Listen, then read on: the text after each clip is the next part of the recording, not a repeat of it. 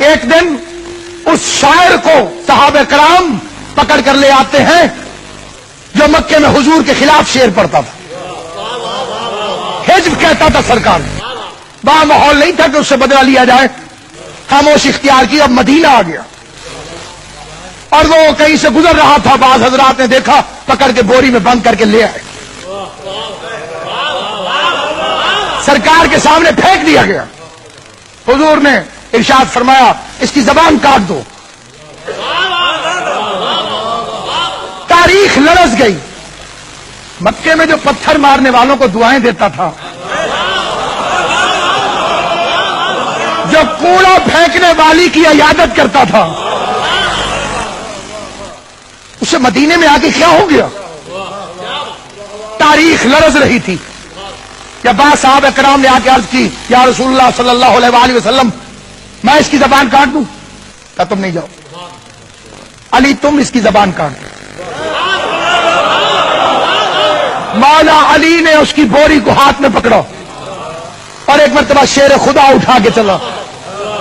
شہر سے باہر نکلے تو کمبر کو آواز دی میرا اونٹ لے کر آ.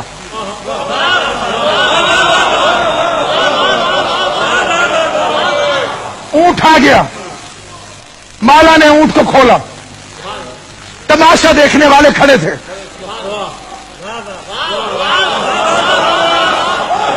کہ ابھی زبان کٹے گی. علی نے اونٹ کھول دیا اپنا، پھر شاعر کو کھولا، پھر 2000 درہم نکالے. شاعر کے ہاتھ میں درہم رکھے، اونٹ میں بٹھا کے کہا انہیں میں دیکھ لوں گا، تو بھاگ جاؤ. اب ان سے پوچھئے کہ جو تماشا دیکھنے آئے تھے اور کچھ بھی دیکھنے کو نہ ملا، تو وہ علی علیہ السلام کی شکایت کرنے گئے رسول خدا کے پاس. آپ نے کہا تھا زبان کاٹ دو، علی نے اونٹ بھی دیا، 2000 بھی دیے. پیغمبر کے چہرے پہ غضب کی بجائے جیسی مسکراہٹ پہلے تھی اسی طرح کی مسکراہٹ باقی رہی. ایک فکرہ کہہ کے اندر تشریف لے گئے. علی میری بات کو سمجھ گئے.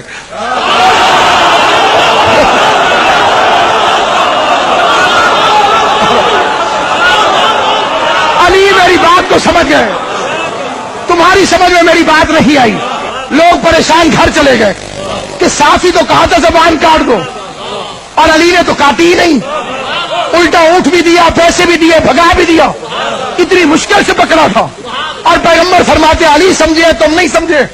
صبح ہوئی تو فجر کی نماز سے فراغت ہو رہی تھی، دیکھا رات والا بندھا ہوا شاعر وضو کر رہا ہے.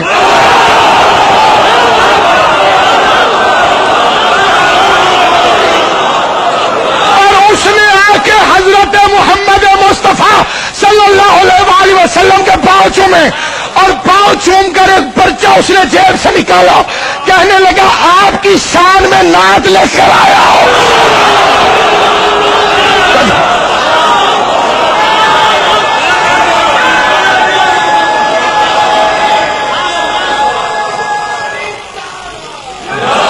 علی نے گستاخ رسول کی زبان کو کاٹ دیا، مدحت رسالت والی زبان کو جاری کر دیا.